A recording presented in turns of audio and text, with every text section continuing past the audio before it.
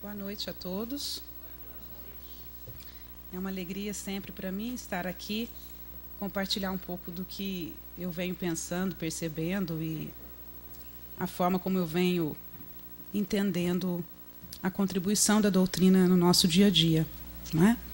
Eu entendo que abraçar o Espiritismo tem a ver com isso. Sentir a contribuição que cada leitura, que cada palavra que a gente ouve e que a gente se debruça, o que aquilo nos toca.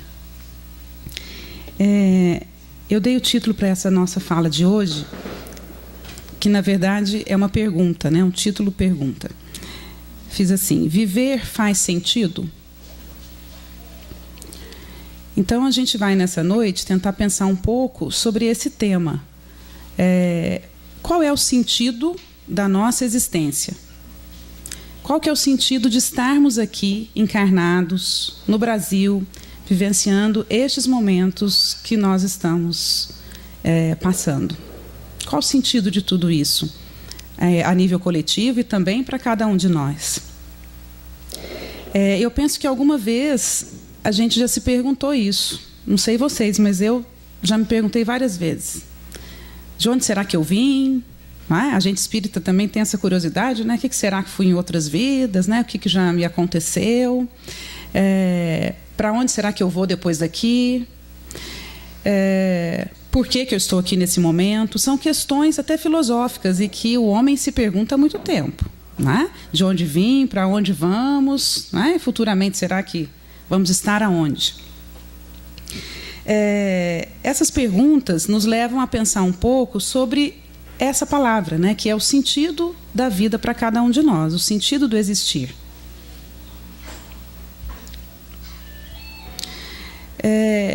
Algo que eu sempre me pergunto é por que essa existência minha agora apresenta esses desafios que eu estou vivendo e não outros desafios? Por que será que eu estou na família em que estou, com as pessoas que eu convivo? Por que eu exerço o trabalho que eu exerço? Né? Por que será que dessa maneira foi constituído para mim? Né? Nós sabemos que a gente faz um plano encarnatório, que a gente participa, às vezes, mais ou menos desse plano, mas que entendemos, né, o porquê de estarmos mais uma vez encarnados. E aí eu descobri um livro que se chama O Porquê da Vida, que é um livro espírita de um autor francês chamado Leon Denis. Aquele mesmo que escreveu O Problema do Ser, do Destino e da Dor, que talvez seja mais conhecido para a gente, mas ele escreveu esse livro, O Porquê da Vida, em 1885. Leon Denis, ele viveu entre os anos de 1846 e 1927, quando ele desencarnou. Então ele conheceu a obra, O Livro dos Espíritos, de Allan Kardec, se tornou adepto da doutrina espírita. Ele trabalhou muito no campo da filosofia espírita, esse foi o seu propósito. Desempenhou esse papel de enfrentar aquelas visões tão materialistas da época. E ele tem uma fala nesse livro, O Porquê da Vida, inclusive eu achei ele em PDF, fácil assim de localizar, e várias obras dele em PDF para a gente ter à disposição. Né? Então eu peguei um trecho, um recorte desse livro, onde ele diz o seguinte: para discernir o porquê da vida, para entrever a lei suprema que rege as almas e os mundos, é preciso saber se libertar de pesadas influências, desapegar-se das preocupações de ordem material, de todas essas coisas passageiras que encobrem nosso espírito e que obscurecem nossos julgamentos. É nos elevando pelo pensamento acima dos horizontes da vida que perceberemos a verdade. Então, eu escolhi destacar algumas palavras desse parágrafo. Tá? Então, primeiro, eu destaquei libertar de influências pesadas. E aí fiquei pensando, o que será fazer isso? Né? Será que a gente sabe aquilo que nos influencia de forma pesada? Aquilo que nos influencia de forma leve, ou seja, nós estamos sendo influenciados por tudo que tem ao nosso redor o tempo todo. Não é? Não só apenas por espíritos desencarnados, mas por tudo que nós temos à nossa volta. E aí a gente sabe distinguir o que é uma influência pesada? Não é? Aquilo que nos faz mal, que nos deixa mais tristes, desesperançosos. Será que a gente sabe dizer não àquilo que para nós não nos cabe mais? Às vezes já coube em algum momento da nossa vida. Às vezes já fez bem. Se eu olhar para mim, sei lá, 5, 10 anos atrás, teve coisas que eu valorizava. E será que agora elas estão da mesma forma? Como que eu sei reconhecer se aquela influência me faz bem, me faz crescer ou não? Se eu não perceber isso no meu dia a dia. Será que a gente, então, diz não àquilo que nós não queremos mais e sim para aquilo que a gente quer construir? Para as nossas transformações, para as nossas mudanças de hábitos? Ou será que estamos satisfeitos com quem nós somos até aqui e onde estamos? Ele também fala no trecho que nós precisamos desapegar das preocupações materiais. Então vamos ver o que é isso, né? Desapegos são possíveis quando nós enfrentamos tantas situações como as que nós temos hoje no país: desemprego, problemas de saúde, problemas sociais e políticos tão graves. É simples desapegar do que é do campo do material? Como que nós damos conta disso? Né? Se o sentido da existência, se o porquê da vida nos exige desapegar disso, como que nós vamos sustentar essa ideia, nós que somos espíritas e que de algum modo também entendemos que o propósito não é da ordem material? Como que a gente enfrenta esses desafios que são dessa materialidade nossa, dessa humanidade ainda prevista aqui no planeta, né, de provas e expiações em caminho, né, para dessa regeneração? Então, o que nos sustenta para poder ter esse tipo de desapego? Foi o que eu fiquei me perguntando aqui nesse momento. E aí eu me lembrei daquele capítulo do Evangelho que se intitula Buscai e Achareis. É o 25 do Evangelho segundo o Espiritismo. Buscai e achareis. Sempre me toca muito, porque tem ali um vislumbre de algo que talvez a gente não preste tanta atenção. Não acumuleis tesouros na terra, onde a ferrugem e os vermes os comem, e onde os ladrões os desenterram e roubam. Acumulai tesouros no céu, onde nem a ferrugem nem os vermes os comem. Porquanto, onde está o vosso tesouro, aí está também o vosso coração. Continuando, observai os pássaros do céu. Não semeiam, não ceifam, nada guardam em celeiros, mas vosso Pai Celestial os alimenta. Não sois muito mais do que eles? Observai como crescem os lírios dos campos. Não trabalham, nem fiam. Entretanto, eu vos declaro que nem Salomão, em toda a sua glória, jamais se vestiu como um deles. Buscai primeiramente o reino de Deus e a sua justiça, que todas essas coisas vos serão dadas de acréscimo. Assim, pois, não vos ponhais inquietos pelo dia de amanhã, porquanto o amanhã cuidará de si. A cada dia basta o seu mal. Isso está em Mateus, capítulo 6, versículo 19 a 34. Quando a gente escuta essa passagem, a primeira coisa que a gente pode vir a pensar: então não vamos fazer nada, que Deus nos proverá de tudo. Nós sabemos que é uma visão infantilizada, né? Pensarmos assim. Sabemos o quanto que precisamos cuidar para que estejamos o melhor possível em relação ao nosso corpo, ao que tem de material ao nosso redor, e é tudo aquilo que precisamos nos dedicar. Mas aqui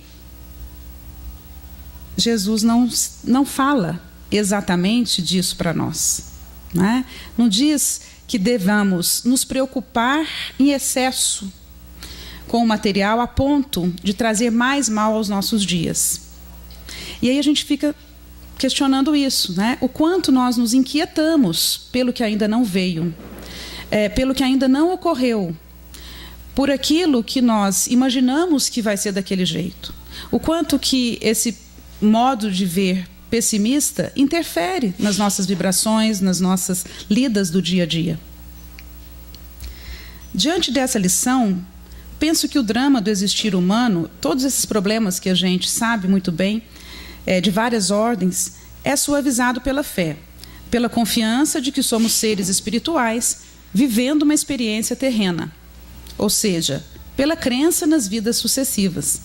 Então, o conforto que eu encontro ao pensar quantas situações nós enfrentamos é que essa encarnação é a melhor de todas as nossas outras.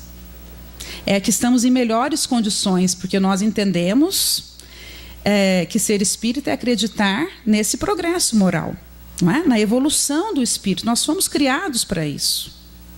Então, de alguma maneira, entender que a nossa vida ela é uma continuação, existe aí uma sucessividade, nos conforta, entendendo como poderemos pensar essas questões todas. Então, essa confiança, ela aumenta a nossa crença de que tudo está do jeito certo, no momento certo. As preocupações de ordem material, que Leon Denis falou aqui, elas são vistas por ele mesmo como coisas que encobrem o nosso espírito. Ele disse isso no parágrafo. E obscurecem os nossos julgamentos. Então eu fiquei pensando, olha, encobrem o nosso espírito. Então, as nossas preocupações de ordem material encobrem o nosso espírito. Quer dizer, não há espaço para que eu consiga me ver com esse olhar de espírito eterno que está em processo. Não é? E nem consigo ver o outro ao meu lado também dessa forma. Então, por isso eu julgo, por isso eu cobro, por isso eu exijo, né? Porque o meu foco, o meu olhar é para aquela questão passageira e momentânea. Outra ideia dele, além de encobrir o espírito, obscurecer os nossos julgamentos. Então, nós julgamos pela consciência, pelo nosso intelecto. Então, eu pensei, quanto mais nós nos preocupamos de forma excessiva com o que é do campo da matéria, mais parece que a nossa capacidade de reflexão diminui. Não é? De pensar, o ser humano é o único ser dotado dessa capacidade intelectual, de pensar sobre si mesmo. Será que estamos abrindo mão de fazermos isso? Em detrimento do quanto nós preocupamos com a materialidade. Vivemos um momento de tudo consumir, tudo aproveitar, usufruir de tudo que temos à disposição ao nosso redor, fruto do nosso trabalho. Então, nós nos justificamos em cima disso. Não, mas a minha busca pela matéria, pelo material, tem a ver com tudo que eu posso hoje realizar, que ontem eu não podia, que minha família antes não podia. Não é? E a ideia que vai se disseminando é de que usufruir ao máximo, porque eu não sei o dia de amanhã. Então, se a gente for olhar o que tem por trás dessa ideia, né, de que aproveitar tudo que tem de material, é porque um dia eu vou morrer mesmo, então tem que aproveitar ao máximo a vida e fazer tudo o que me cabe fazer aqui. É um pensamento de quem não crê na imortalidade da alma. Percebe isso? Não, isso tudo vai acabar mesmo, eu vou embora, vai ficar aqui, então eu tenho que curtir, aproveitar, usufruir, porque é assim. Consumir tudo, poder ter tudo. Não é? A gente pode ir com calma, tem muitas existências para esse tudo, não é? Mas me parece que tem que se acabar, aqui e agora. Aí está o nosso drama do existir atualmente. Ou seja, podemos e temos à nossa disposição muitas coisas, porque se a gente for olhar gerações anteriores, não é? Hoje nós temos uma tecnologia a nosso favor, tantas situações que nos cabe viver de uma maneira talvez mais confortável para muitos. E a gente está vivendo isso como um desafio. Talvez o nosso drama seja esse. Eu penso que isso tem um propósito, como eu falei no começo, porque será que eu estou encarnada nesse momento agora? Né? Não deve ser à toa. será que não seria o nosso propósito, dentro desse momento, nos desligarmos um pouco de alguns sistemas que já são pré-concebidos, de algumas ideias fixas que se repetem, não é? Que são sempre colocadas como certas, corretas, melhores para todos nós? Já viu como que a gente se apega a coisas que a gente acha que, nossa, sempre foi assim, sempre vai ser? Nossa, isso não tem como mudar. É dessa maneira. E essa nossa resistência, né, a se transformar e fazer diferente. Será que não precisamos um pouco distanciar daquilo que é considerado normal? Daquilo que é considerado correto, certinho? Eu sempre vivi uma experiência da minha vida de ser considerada diferente, porque eu vim de uma família espírita e, desde criança, vivencio essa realidade. E isso, por muito tempo, foi um peso árduo, né, para carregar, porque, nossa, né, aquela é a menina que tem outra religião, era assim. Né? E aí eu fico pensando, né, talvez adaptar ao que é posto, ao que é norma, não seja mais fácil. Mas será que tem a ver com aquilo que nós realmente estamos buscando para nós? Aquilo que realmente nós estamos nos dedicando? Ouvir a nossa voz interior, que nos fala, também nos é importante. Não é? Porque nós temos muitas vozes fora de nós para nos dizer muitas coisas. E nós é que escolhemos a que voz vamos dar ouvidos, não é assim? Porque depois não adianta falar, não, mas aí a televisão entrou na minha casa e toda hora essa notícia, você ligou a TV. Não é assim? Mas agora, né, tantas notícias, né, que eu me vejo envolvida, influenciada, de alguma forma, preciso ouvir, preciso me conectar. Com qual realidade eu preciso me conectar? Estamos tão conectados com o exterior, e como estão as nossas conexões internas? Ou seja, a minha conexão comigo mesmo. Não é? Ouvir a voz interior depende de eu também ter um Wi-Fi aí, né, para ligar a mim mesma. Penso que o propósito desse momento é nos levar a aprender que, enquanto tivermos apenas a visão do agora, dessa vida como única possibilidade, nossa visão será limitada e talvez pessimista. Porque se eu olho para a realidade desse momento, eu penso que, nossa, não está tendo jeito. Por aqui ou por ali, nós não temos saída. Vamos deixar o país. Não é? O Brasil não dá. Essas são as falas que nós ouvimos. Para mim, essas falas têm um cunho pessimista. Uma visão de quem está olhando por hoje, para o agora apenas. Uma visão material. Então, se o espírita está nesse caminho de aperfeiçoamento moral, ele vai compactuar com essa visão de que está tudo desse jeito, pessimista, vão abandonar o barco? Quer dizer, então não tem motivo nenhum para eu estar aqui, encarnada nesse momento. Qual que é o sentido disso tudo? Então foi um arquiteto do universo, resolveu fazer isso, e aí caçou alguns, colocaram lá naquelas funções, está tudo certo. Então vai na contramão do que a gente procura elucidar através da doutrina espírita. E aí, nesse mesmo livro, O Porquê da Vida, Leon Denis vai dizer sobre o papel da dor na nossa vida. Ele diz que a dor, ela funciona como despertamento e tem uma função educativa. Ou seja, educação a gente lembra de aprender, não é? Quer dizer que nós só aprendemos quando sofremos? Só aprendemos pela dor? Não.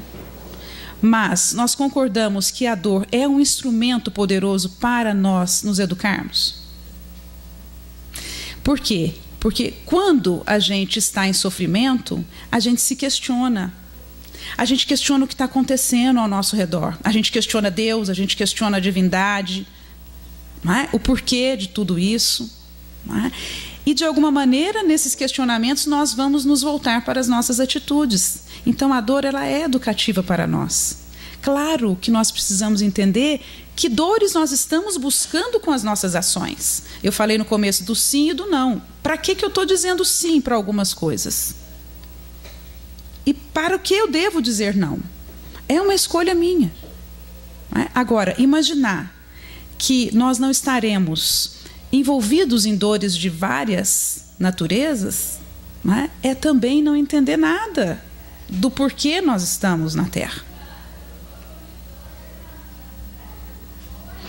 Não se trata só de evoluirmos por meio da dor, porém sabemos, por variadas experiências, que a dor é uma escola. Degrau a degrau, lição a lição, vamos desenvolvendo uma nova visão de nós mesmos e da vida. E aí, nas falas do autor, do Leon Denis, ele diz assim: qualquer observador refletido não desconhecerá que a sociedade moderna atravessa uma crise temerosa. Gente, ele falou isso em 1885. Olha só, sociedade moderna daquela época. Vamos ver. Profunda decomposição a corrói, surdamente. O amor ao lucro, o desejo dos gozos, tornam-se dia por dia mais aguçados e mais ardentes. Deseja-se possuir a todo custo. Todos os meios são bons para se adquirir o bem-estar. A fortuna, único alvo que julgam digno da vida. Tais aspirações só poderão produzir essas consequências. 2 pontos. O egoísmo dos felizes, o ódio e o desespero dos infortunados. A situação dos pequenos, dos humildes, é dolorosa. E estes, muitas vezes, atirados às trevas morais, onde não vislumbram uma consolação, buscam no suicídio o término dos seus males. Isso em 1885. Quando eu li isso, eu pensei, nossa, acabamos de sair do Setembro Amarelo, né? Um mês que tanto se falou sobre valorização da vida e o quanto de casos de suicídio nós temos no nosso país ultimamente, né? Vivenciando a todo momento. O que ele coloca nos faz pensar que nós estamos nesse mesmo movimento. Não é? Olha só, a loucura de querer adquirir mais bem-estar, mais fortuna, não é? Qual a consequência que isso nos trouxe? Será que não foi o egoísmo dos felizes e o desespero dos infortunados? Aquele que sente que não tem saída, que não tem consolo, muitas vezes ele entende que a vida dele não tem sentido. Então, qual é a opção? Não é? Muitas vezes, acabar com a própria existência. E ainda ele continua: o homem ignorante do seu destino é semelhante a um viajante que percorre maquinalmente um caminho, sem conhecer o ponto de partida nem o ponto de chegada, nem saber por que viaja, e por conseguinte está sempre disposto a parar no menor obstáculo, perdendo tempo e descuidando-se do objetivo a atingir. Achei interessante essa ideia daquele que viaja, né? Será que nós, que somos esses viajantes, vamos pensar que nós somos esses viajantes, sabemos qual é o nosso destino? Ou seja, para onde nós vamos? Porque para mim pensar o sentido da minha vida tem a ver com isso. Estou indo para onde? Estou correndo tanto para quê? Não é? Estou acordando todo dia para trabalhar. Que sentido que tem esse trabalho? Não é? Por que de tudo isso? Será que eu sei? Sabemos por que nós estamos viajando? Será que nós viajamos consciente ou nós viajamos deixando a condução para o piloto automático? Já viu quantas coisas nós fazemos parecendo que tem um automatismo? Ou será que estamos agindo de forma consciente? Porque fazemos muitas coisas parecendo que ligamos o piloto automático e vamos, sem refletir, abrindo mão, não é? Dessa instância intelectual que é a razão que nos direciona. Quando não sabemos para onde ir, qualquer lugar serve. Vocês já ouviram essa frase? Está aí no dito popular, não é? Se nós não sabemos para onde ir, qualquer lugar então está bom aí. Será que eu estou atento aos sinais que eu encontro nesse caminho, já que eu sou esse viajante? Porque existem sinais no caminho. sinais de situações que não estão me fazendo bem, de situações que eu já não quero mais sustentar, não é? Sinais de onde transformar e por onde começar. Nós temos inúmeros recursos que nos conduzem quando nós sabemos o que queremos. Será que eu desisto da rota porque algo não saiu como eu esperava? Quantas vezes, não é? Nós nos comportamos de forma infantil, já que isso não deu certo, não é do jeito que eu quero, não é? Eu não faço. Não é assim? Eu acho interessante, criança, né? Quando a gente fala, não tá bom, então faz você. Não é isso? Quantas vezes nós nos comportamos assim? Não está dando certo, então também. Estou fazendo, ninguém está dando valor, ninguém viu que eu fiz correto, de forma ética, então agora eu vou fazer errado, vamos ver se alguém vê. Aí vê, né? Será que eu conheço os meus recursos pessoais, as minhas habilidades para fazer essa viagem? Porque não é possível que nós vamos pensar que Deus nos colocou nessa viagem sem nenhum instrumento na bagagem. Não é? Vivendo este momento sem recurso nenhum para dar conta. Não é possível que a gente podia pensar que nosso pai ia fazer isso. Então, algum recurso dentro de mim eu devo ter. Todos nós. Mas será que eu reconheço esses recursos que são meus? Será que eu fico só achando que o outro é que tem tudo, que o outro que tem todas as habilidades, competências, não é? Que o outro que tem facilidade? Será que eu consigo olhar as minhas habilidades pessoais? A luz divina que habita em mim mesmo? Porque nós sabemos que somos seres da criação, não é? Que tem consciência e centelha divina dentro de nós. Mas será que eu uso isso, reconheço isso como um elemento que me ajuda na viagem? No livro Fonte Viva, de Emmanuel, ele diz assim: és, contudo, uma árvore consciente. Está falando que nós somos uma árvore consciente, com independência para aceitar ou não os elementos renovadores, com liberdade para registrar a bênção ou desprezá-la. Então, nós temos bênçãos dentro de nós, elementos renovadores, mas temos livre-arbítrio para utilizar ou não desses elementos. E aí eu fiquei pensando, nossa, é muita coragem nossa, abrir mão e desprezar as bênçãos oferecidas pelo Criador. Não é? Porque aí a gente dificulta a viagem, né? Porque se eu já estou desprezando aquilo que Deus, de alguma maneira, não é, possibilitou para aliviar, suavizar, né, a nossa caminhada, então, e aí? Em que eu acho que eu vou continuar caminhando? Será que não é isso que a gente faz quando deixa de confiar em nós mesmos?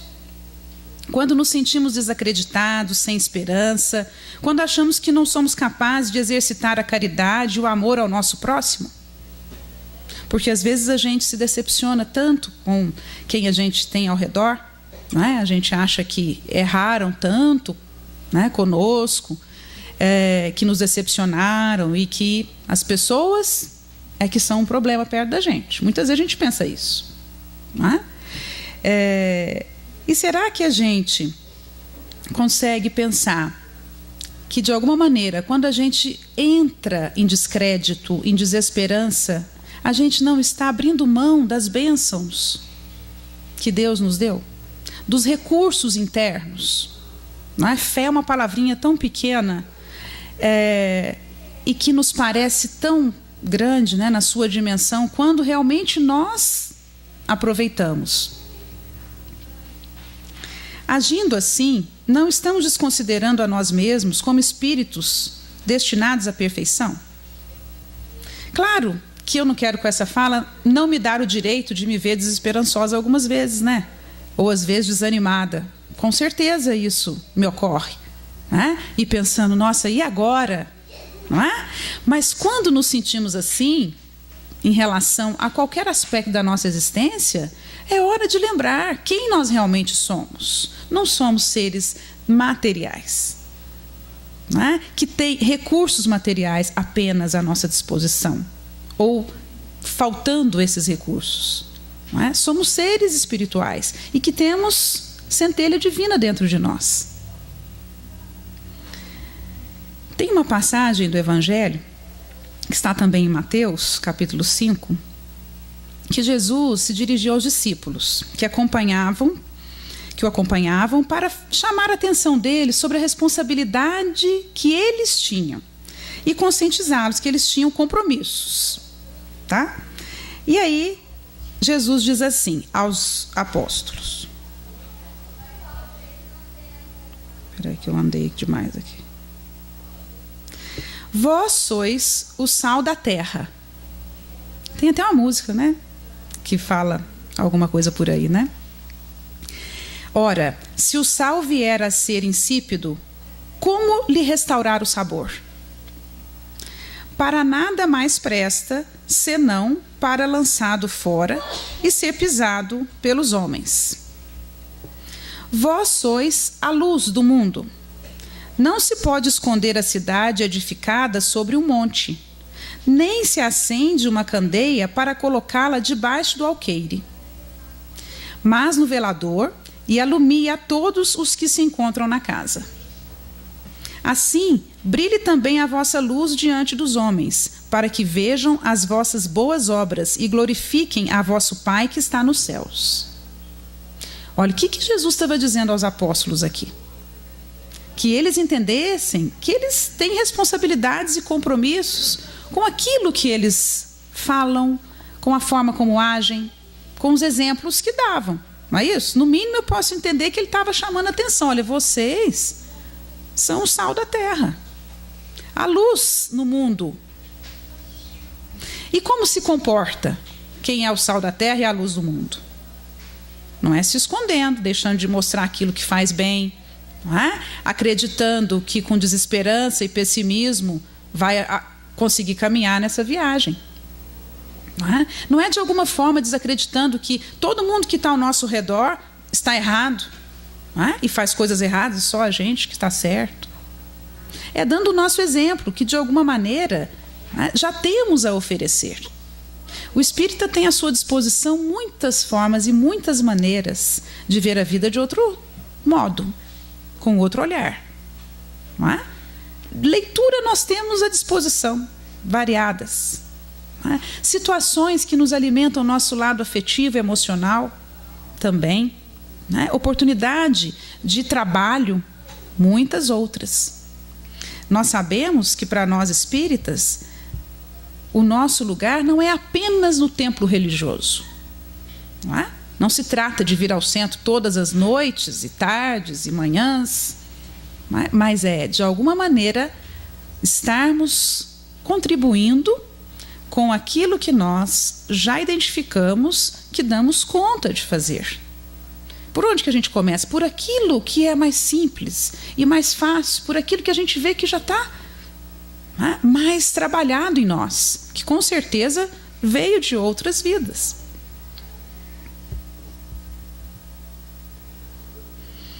Essa afirmativa de Jesus, vós sois o sal da terra e a luz do mundo, evidencia uma proposta educacional, porque ele diz isso mostrando a responsabilidade e o compromisso dos seus apóstolos.